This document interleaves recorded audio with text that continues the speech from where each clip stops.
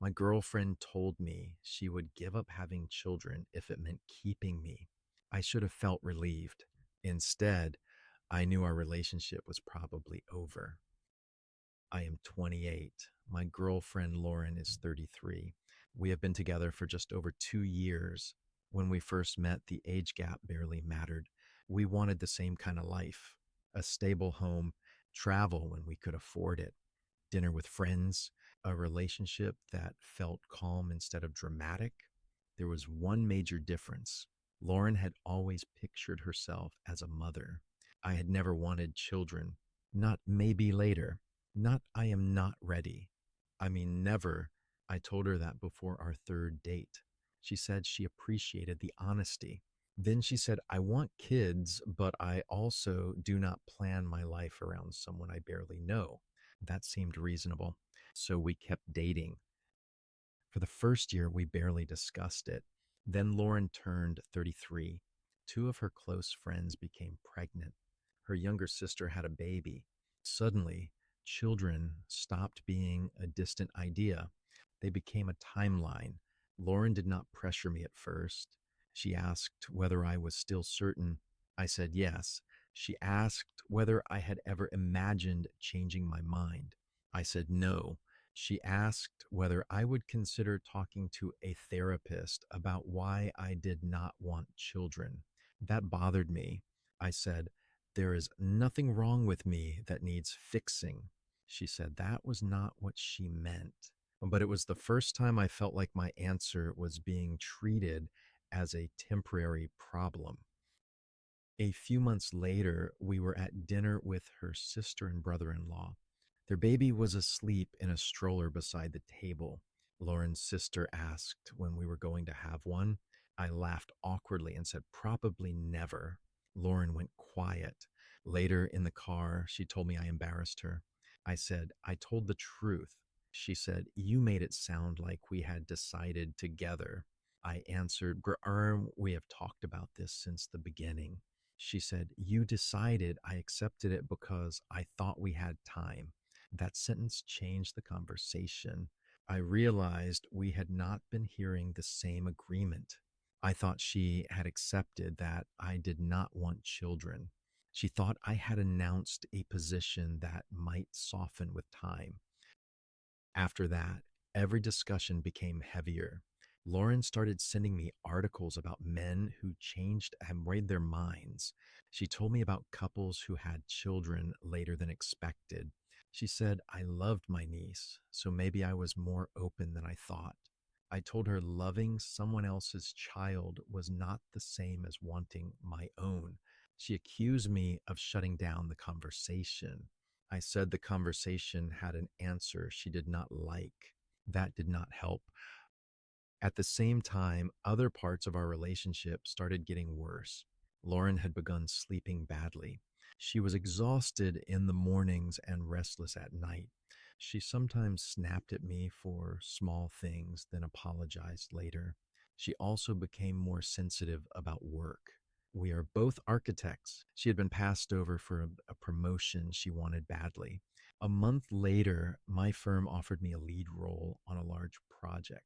Instead of being happy for me, she became distant. She said she was happy, but she stopped asking about the project. When I mentioned it, she changed the subject. I understood why it hurt. We had started at similar levels. She had more experience than I did.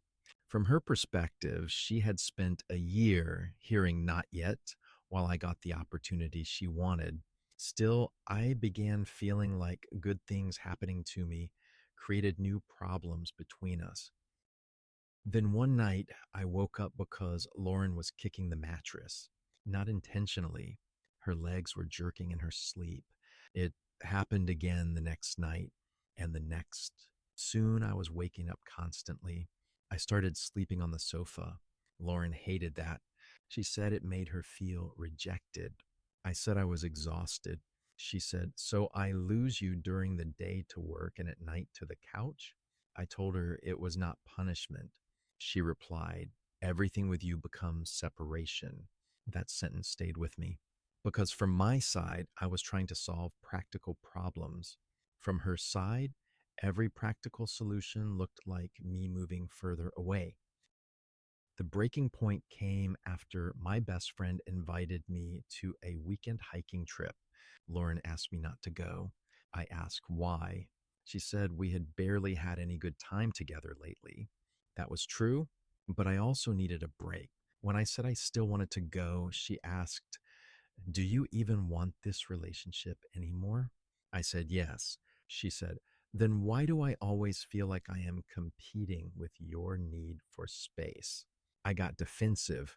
I said, "Because every time I make a choice you do not like, it becomes proof that I do not care." She started crying. Then she said something I did not expect. "I am terrified I am wasting the years I have left to have a family on someone who already knows he will never give me one." That was the first time she said it that clearly. I did not argue because she was right, not about me being wrong, about the reality. She was 33. She wanted children. I did not.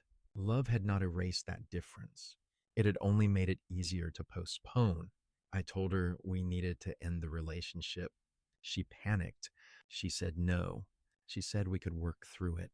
I asked how. She said, "I will let it go." I said, "What does that mean?" She answered, "I do not need kids. I need you." That should have solved the problem. Instead, it scared me. For the next 3 hours, she tried to convince me. She said she had been emotional because of work and lack of sleep.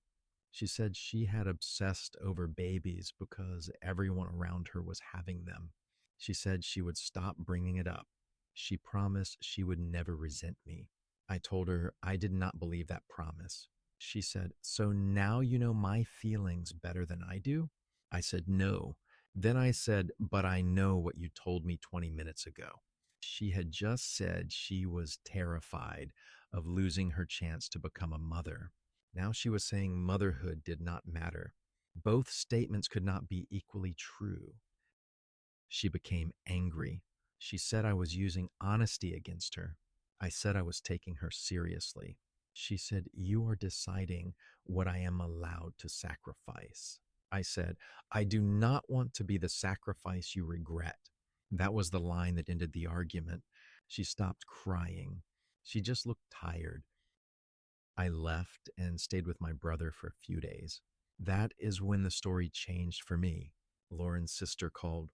I expected her to tell me I was an idiot.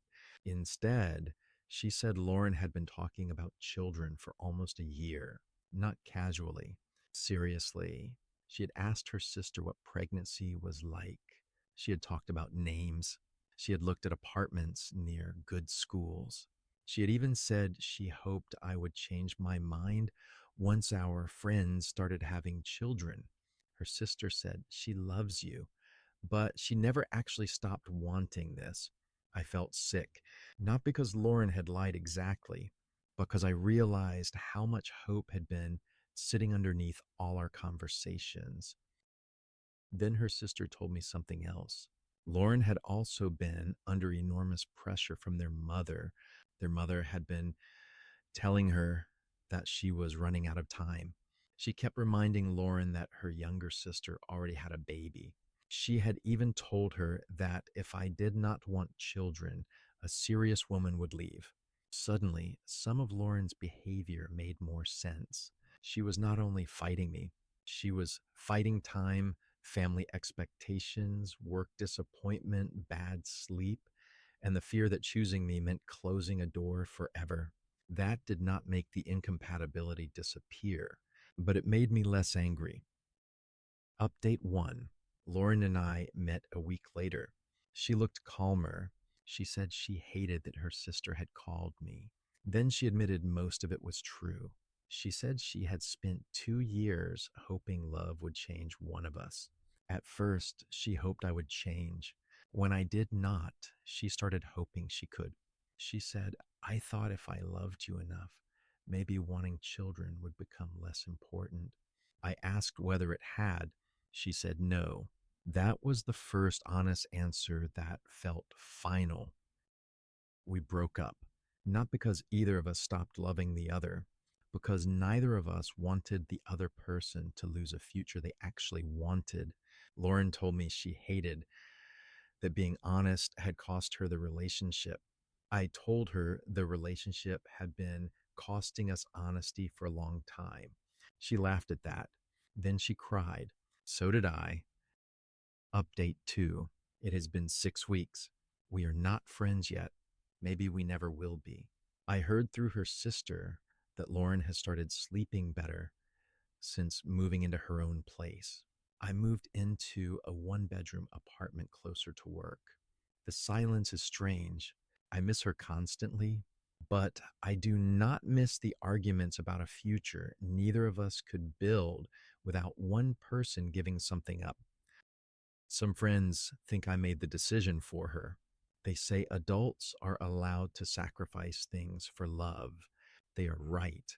Lauren had the right to say she would give up children, but I also had the right to decide I did not want to build a marriage around a sacrifice that frightened me. Maybe that was unfair. Maybe she truly would have been happy. Maybe I should have believed the person standing in front of me instead of the fear she admitted during one terrible argument. But I keep coming back to the same question. If someone tells you they are giving up the future they always wanted to keep you, are you supposed to trust the sacrifice? Or are you supposed to love them enough to refuse it?